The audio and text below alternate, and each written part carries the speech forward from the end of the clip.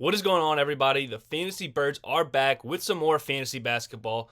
Heading into week 9 of this season. It's been a long ride so far, but we are just heating up. So far, I think 6-2 in my personal fantasy basketball league. Let me know how you guys are doing so far this season. But let's not waste your time. I got 5 buy low trade targets. We haven't done a video just on buy low trade targets this season. So today we're coming out with that. We got 5 guys that I want to be trading for at this point in the regular season, given their current value. Not guys that I'm trading for at all costs, but if I get them at a value, I want to be grabbing them and getting them on my team for the remainder of the season. So let's get right into this video. The first guy I want to be trading for is De'Aaron Fox, the point guard for the Sacramento Kings. Lightning fast player for those Kings, but we've seen his numbers in the last 7 games drop off significantly. This is due for a number of reasons, mainly going to be that foot injury that he's been playing through. Reporters have been asking him post-game how he's been playing with this injury and how he's been able to overcome it. He's admitted that he's had a lot of pain and soreness to play through with this injury. Finally gets the game off last night against the Cleveland Cavaliers, where the Kings actually pull off the upset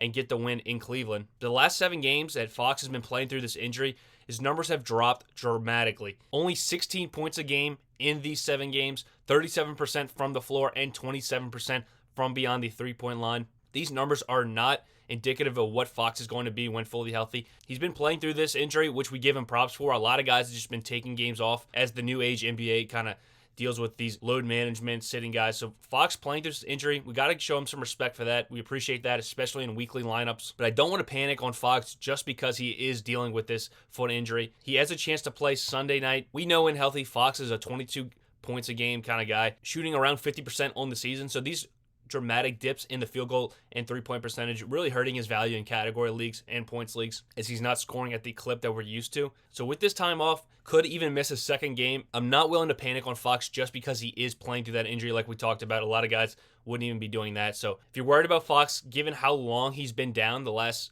7 games, almost 2 weeks now that he's been stringing along these poor performances, the team's been playing very well with Fox, looking to make it into the playoffs this upcoming season. So definitely not a guy I want to be panicking on, as he's going to have meaningful games down the stretch that we want to have him in our lineups for when he's feeling a lot better with this foot injury. I think the time off is going to serve him well. Should look to see Fox get back up to that 20, 21, 22 points a game kind of guy with the field goal percentage increasing. The defensive numbers has been down as well for Fox, not even a steal per game in this 2-week stretch. So hampered with this injury, definitely having an effect on his fantasy value, but I want to be grabbing him while he's taking some time off to recover from this injury. He should look to be back and better as he was in the beginning of the season when he was operating at near full health. The next guy I want to be trading for is Fred VanVleet for the Toronto Raptors.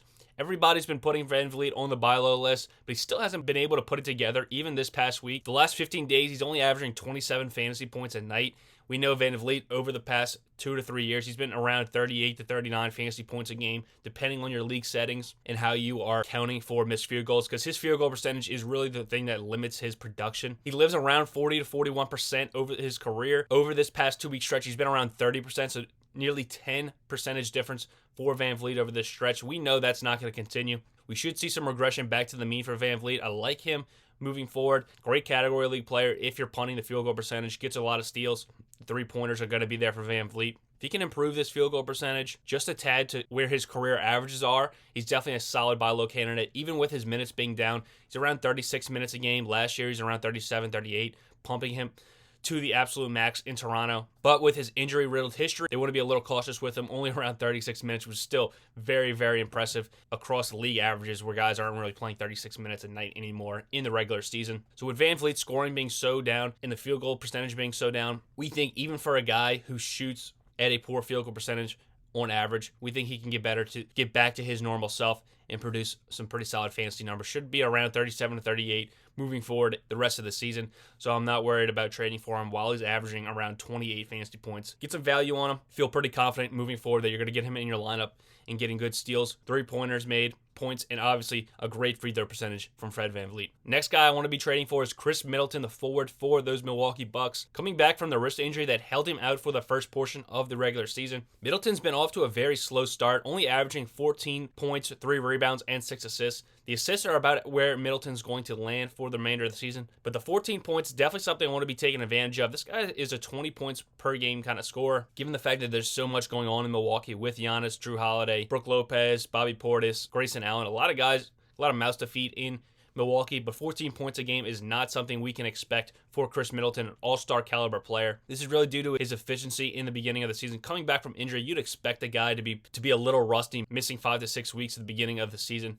So this isn't very surprising from Middleton, only shooting 36% from the floor and 33% from beyond the three-point arc. This is a guy that you are relying on those percentages in category leagues. One of his claim to fame is he's so spread out, a great category league player. So if someone's panicking on these first 4 games where he's only averaging 14 a night and shooting around 35% from the floor, definitely would be a guy I want to scoop up, because we know Middleton's flirted with the 90-50-40 club. 90% from the free throw line, 50% from the floor, and 40% from the three-point line. So knowing that he's going to be around those kind of averages, definitely someone I want to be scooping up while his percentages are in the mid-30s, because he's going to land around the mid-40s to low 40s by the end of the season. So if you can grab him right now for any sort of discount, given the fact that he's only played 4 games so far coming back from that wrist injury, definitely a guy I want to be scooping up at value at this point in the regular season. A guy I was hesitant to put on this list, Devin Booker for the Phoenix Suns.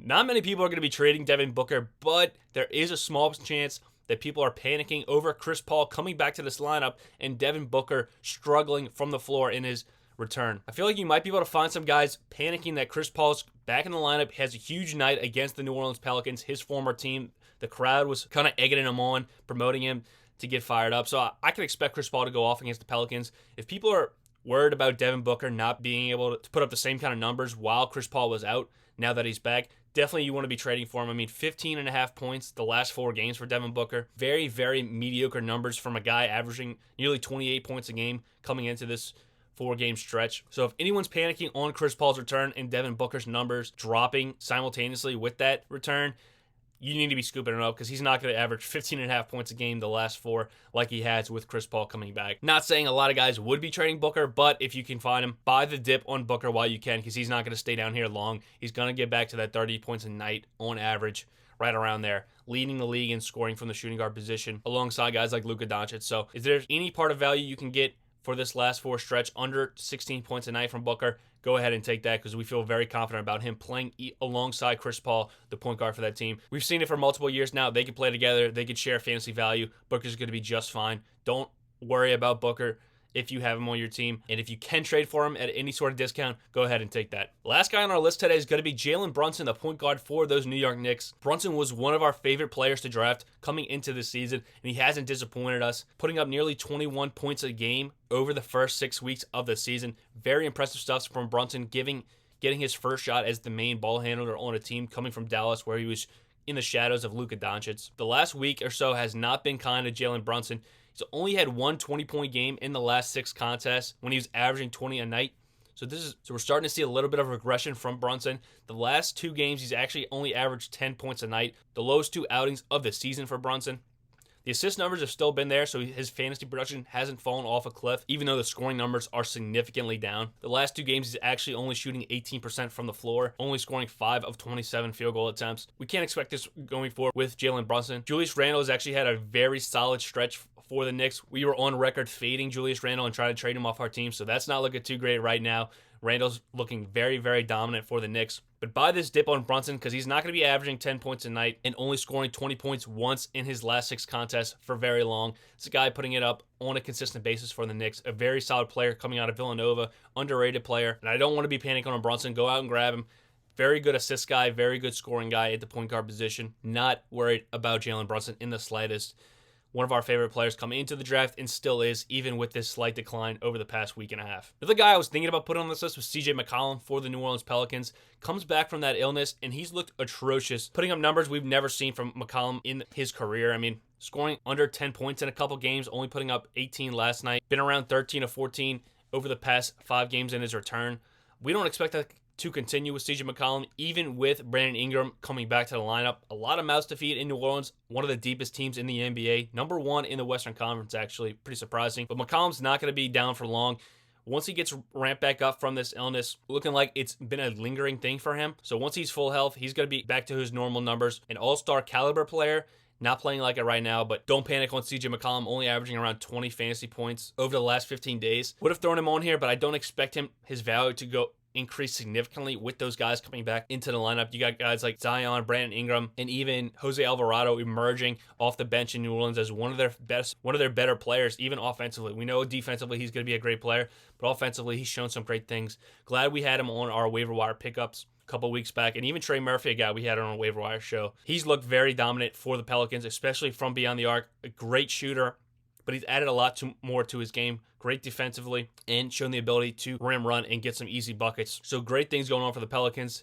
Wouldn't mind trading for CJ McCollum if you want to go down that path, but didn't end up making the list today. Let me know if I missed anybody, any guys you would have put on this list, or any of these 5 guys that you think we need to be hesitant on trading for, that their values won't be increasing as the season goes on.